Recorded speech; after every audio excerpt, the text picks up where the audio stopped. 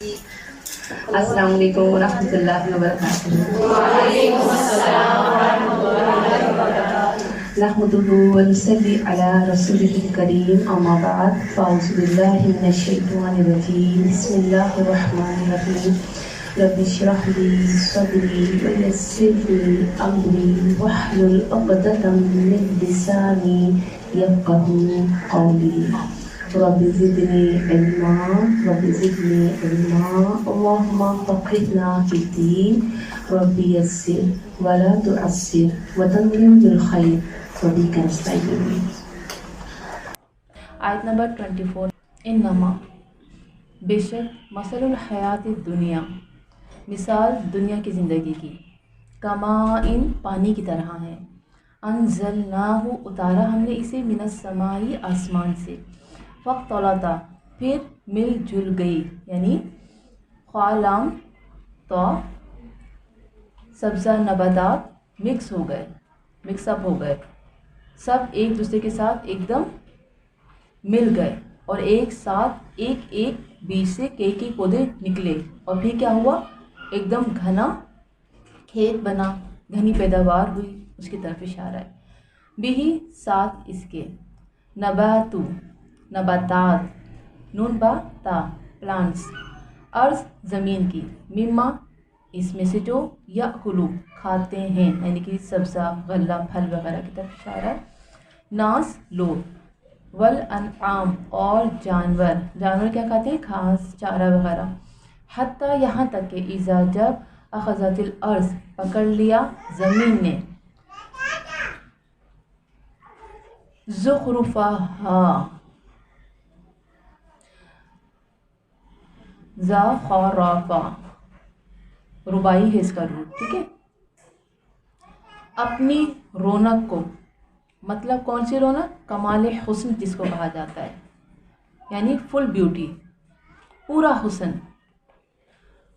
وزینت Xenon اور مزین ہو گئی یعنی بہت خوبصورت ہو گئی بیوٹیفل ہو گئی وظنا اور سمجھ لیا اہلہا اس کے رہنے والوں نے یعنی کہ زندگی جب بہت خوبصورت ہو جاتی ہے نا ایک مثال اسی کے ساتھ کیا سمجھا رہے ہیں اللہ تعالیٰ میں ہر چیز ہمارے پاس ہوتی ہے ہم خود بہت حسین ہو ہمارا گھر بہت خوبصورت ہو ہمارے پاس گاڑی بہت خوبصورت ہو پھر کیا ہوتا ہے بس جی اب تو مرنا ہی نہیں ہے سب کچھ تو میرا ہے ہاں اور خواہش بھی اور پھر کیا ہوتا ہے کہ بس زندگی کہیں نہیں جانا تو پھر کیا ہوتا ہے اہلوہا اس کے رہنے والوں نے انہم بے شک وہ قادر ہیں علیہا اس پر یعنی قدرت رکھتے ہیں یہ ہمارا باغ ہے یہ ہمارا کھیت ہے یہ ہمارا گھر ہے یہ میری زندگی یہ میرے کپڑے ہیں یہ میرے زیور ہیں پھر میرا شروع ہو جاتا ہے نا اتاہا آ گیا اس پر حمزہ تا یا کیا آ گیا امرونا امارا سے امارا کا مطلب کیا ہوتا ہے حکم دینا آرڈر کرنا تو اللہ تعالیٰ کا یہاں پہ کون سا حکم ہے فیصلہ اللہ کا فیصلہ ہو گیا کیا فیصلہ ہو گیا عذاب کا فیصلے کی طرف اشارہ ہے لیلن رات کو او یا نہارا دن کو یعنی دن یا رات کے کسی بھی حصے میں فجعلناہا تو کر دیا ہم نے حسیدن حصاد دال حصادہ ایک ہوتا ہے حسدہ وہ کون سا ہوتا ہے سین سے حسد یہ سواد سے حصادہ کٹی ہوئی کھیتی حصادہ کا مطلب ہوتا ہے خشک اور پکی ہوئی فصل کو کاٹنا حصادہ یعنی خشک اور پکی ہوئی فصل کو کاٹنا کعلم گویا کہ نہیں تغنا غین نون یا وہ بسی تھی یعنی کہ آباد ہوئی تھی اب یہاں پہ دیکھیں اس کا روٹ کیا ہے غنی ہے نا تو غنی کا مطلب کیا ہوتا ہے مال دولت اور پھر مال و دولت کی وجہ سے انسان آباد ہوتا ہے اس کی سیٹنگ ہوتی ہے اچھا گھر ہوتا ہے اچھی گاڑی ہوتی ہے تو وہ بسی تھی اس میننگس میں اس نہیں آیا ہے بالامسی حمزہ میم سین کل یعنی کہ گزشتہ قریب کے زمانے کو کیا کہا جاتا ہے امس یعنی کہ کل کذالک کا اسی طرح نفصلو ہم کھول کر بیان کرتے ہیں فاسوات لام آیاتی آیات کو لی قومی لوگوں کے لیے یتفکرون فاکافرہ جو غور و فکر کرتے ہیں جو دنیا کی حقیقت کو سمجھیں 24 زندگی ایک ڈھلتا سایہ ہے۔ دنیا کی زندگی کی حقیقت بتائی جا رہی ہے کہ دنیا کس طرح آتی ہے، جیسے بارش آتی ہے۔ کبھی دیکھا ہے؟ کل پرسوں بارش ہو رہی تھی، اس کو سوچا ہو بارش آ رہی ہے، ایسے ہی ہم آئے تھے اور ایسے ہی بہہ کے ہم چلے جائیں گے۔ ایسے ہی انسان اترتا ہے ایک کے بعد ایک، ایک کے بعد ایک، اور ہم نہیں جانتے پوری دنیا میں ایک وقت میں کتنا انسان اس دنیا میں آتا ہے۔ تو دنیا کی زندگی کی حقیقت بتائی جا رہی ہے کہ دنیا کس طرح آتی ہے، بارش برستی ہے اور زمین پر بہار آ جاتی ہے۔ بارش کو آپ تشبیہ دے سکتے ہیں مال سے۔ مثلا آپ کے پاس مال آتا ہے اور پھر پورے گھر کا منظر ہی بدل جاتا ہے۔ کیسے؟ آ جائے ابھی ہمارے پاس پیسہ، بہت فرنیچر خراب ہو گیا، جلد سے نیا لے لوں، ہے نا، کارپیٹ بھی بڑا پرانا ہو گیا، کلر کروا لوں، بہت عرصہ ہو گیا، پورا گھر ہی چینج ہو جاتا ہے۔ مال کے آنے سے آپ کا سب کچھ بدل جاتا ہے، یہاں تک کہ آپ کا اپنا وجود بھی بدل جاتا ہے۔ وہ کیسے بدلے گا؟ اچھے لباس سے اور اچھے کھانے سے۔ کہتے ہیں نا، اچھا کھانا چہرے پہ نظر آتا ہے۔ روزانہ کا دودھ پینا، جوس پینا چہرے کو بڑا خوبصورت کر دیتا ہے۔ تو یہاں پر کیا بات ہو رہی ہے کہ تشبیہ دی جا رہی ہے بارش کو مال سے، کہ جب مال آتا ہے تو سارا نظام اور منظر بدل جاتا ہے، حالات اچھے ہو جاتے ہیں، صحت پہ بھی اثر ہوتا ہے، رہن سہن بھی دیکھنے کے قابل ہوتا ہے، حتیٰ کہ ہر چیز عروج پر پہنچ جاتی ہے،